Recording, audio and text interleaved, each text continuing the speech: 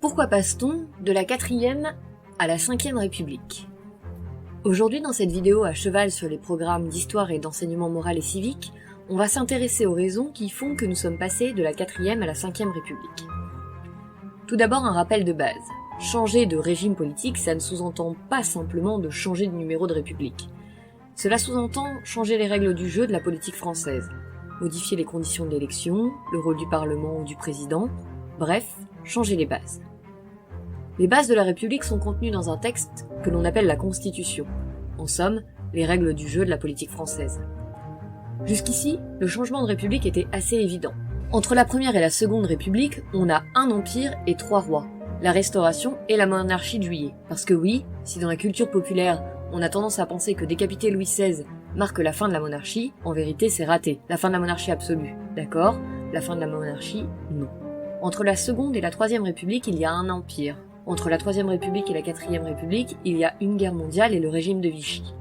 Donc pour schématiser, jusque-là, le changement des règles était assez évident, parce que les républiques avaient été suivies de régimes politiques totalement différents, et la nécessité de réinstaurer des règles républicaines coulait à peu près de source. Pour ce qui m'intéresse aujourd'hui, il n'y a pas de régime de transition. En somme, on passe de la 4e à la 5e République sans régime intermédiaire. Qu'est-ce qui justifie donc, dans l'actualité de l'époque, que l'on change les règles du jeu politique? Quelles étaient les limites de la 4e République? Pourquoi et à quoi ne convenait-elle plus? Tout d'abord, d'où vient la 4e République et comment fonctionne-t-elle? Elle naît au lendemain de la Seconde Guerre mondiale. Pendant 4 ans, la France a été divisée, territorialement, avec des zones occupées et une zone libre, civilement, entre la résistance et la collaboration, et le maréchal Pétain disposait des pleins pouvoirs. La 4e République, elle, se construit en réaction au contexte historique qui l'a précédée. C'est donc une république parlementaire. Le Parlement a beaucoup de pouvoirs. Et cela se comprend. On sort de 4 ans où un homme avec tous les pouvoirs seul, avec ce que ça implique dans le cas de Pétain.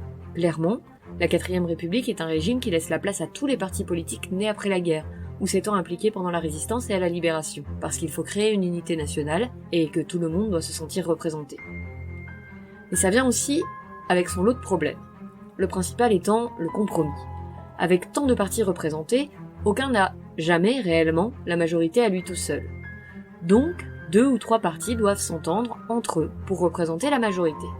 Ensuite, émerge de cette entente un homme, oui car à cette époque ça a toujours été un homme, qui devient président du Conseil, ce qui est l'équivalent plus ou moins de notre actuel Premier ministre. Sauf qu'un compromis ça se fait mais ça se défait. Si un parti sort de l'alliance, l'entente et la majorité n'existent plus. Le président du Conseil n'est plus légitime et peut être, de fait, renversé et remplacé. Pas besoin d'élection, pas besoin de consulter les Français, il suffit qu'un parti de l'Alliance soit en désaccord avec l'action du président du Conseil, en désaccord avec une décision prise, en désaccord avec une loi, que ce parti retire sa participation à l'Alliance et le château de cartes s'effondre. Cela donne un régime politique assez instable, avec certains présidents du Conseil qui ont ce rôle vraiment pendant très peu de temps. Et si, en temps ordinaire, ça peut déjà compliquer la conduite d'un pays, un événement en particulier semble corser fortement la donne. Cet événement, c'est la guerre d'Algérie. Rappel bref et rapide car ce n'est pas le cœur du sujet. La France est présente en Algérie depuis 1830. Elle fait de ce territoire une de ses colonies, et lui donne même le statut de département français, ce qui en fait même une colonie vraiment à part quand on la compare aux autres colonies d'Afrique. Elle refuse cependant le droit de vote et la citoyenneté de plein exercice à ceux qu'elle appelle les indigènes, en somme les Algériens musulmans, qui, à la fin de la Seconde Guerre mondiale, vont réclamer de plus en plus clairement leur indépendance jusqu'au début de la guerre d'Algérie, que l'on appelle la Toussaint Rouge. Dans un premier temps, la France pense pouvoir mater la révolte des Algériens. Mais cela ne se passe pas totalement comme prévu.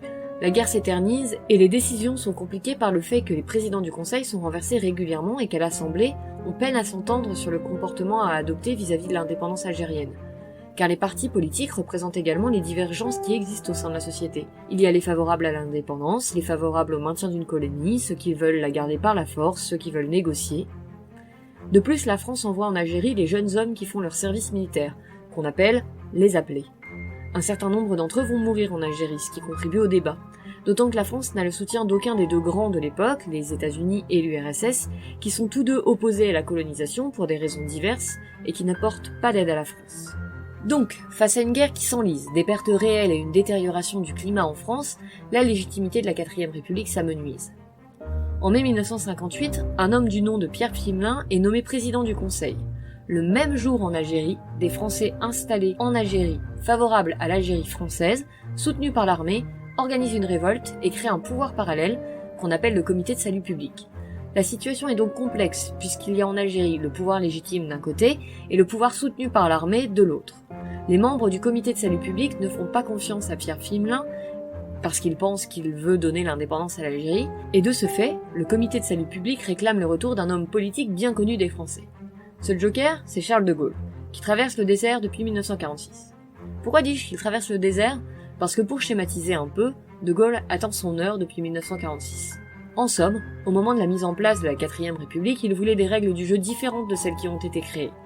Comme il était vu comme celui qui avait libéré la France et représenté la résistance, il a espéré qu'on écouterait son avis. Les Français ne l'ont pas fait et ont voté pour une autre solution que la sienne.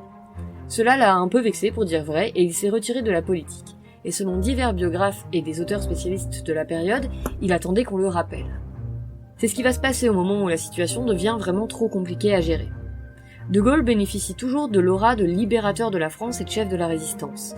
On pense qu'il peut être celui qui peut apaiser et rassembler la France sur son nom. De plus, c'est un militaire, et ça a son importance, au moins symboliquement, en temps de guerre. De Gaulle accepte de venir régler la situation, ou du moins essayer, mais il estime que la 4ème République empêche que les problèmes soient solutionnés du fait de son fonctionnement, du fait des règles de la 4ème République. En fait, il pense que si la situation est ce qu'elle est, c'est parce que les règles empêchent la création de sa solution. Donc, il va conditionner sa venue à un changement de constitution, donc à un changement des règles. Et l'on a donc une 5ème République née en 1958, dont les règles sont bien différentes de celles qui l'a précédée. Le président de la République a un vrai rôle et de réels pouvoirs qui sont d'ailleurs considérés comme supérieurs à ceux du Parlement.